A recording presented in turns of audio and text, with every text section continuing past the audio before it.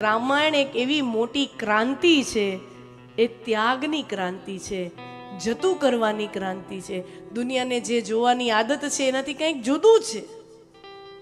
દુનિયાને આદત હતી એક સમયે કે ઉચ્ચ વર્ણના લોકો અમુક વર્ગનો પડછાયો ન લે, અમુક વર્ગનો સ્પર્શ પણ ન લે, અમુક વર્ગની સામે જુએ નહીં, એની સાથે ઉઠબેસ કરે નહીં. આ સમાજને અમુક પ્રકારની આદતો હતી.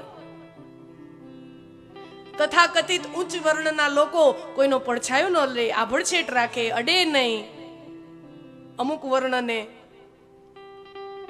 અને એવામાં એ અવધના રાજકુમાર એક ભીલડી એવા, આદિવાસી એવા માં શબરીના એઠા બોર ખાઈ અને સમાજને એક ક્રાંતિ આપે કે સમાજ में कोई ऊंचा नहीं, कोई नीचा नहीं, सब एक है. मानवता सबसे बड़ा धर्म है. ये आदर्श की स्थापना कितनी बड़ी सामाजिक क्रांति है.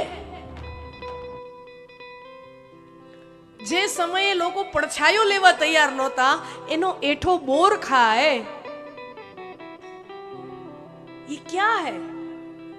कितनी बढ़िया क्रांति है, उत्कृष्ट क्रांति है.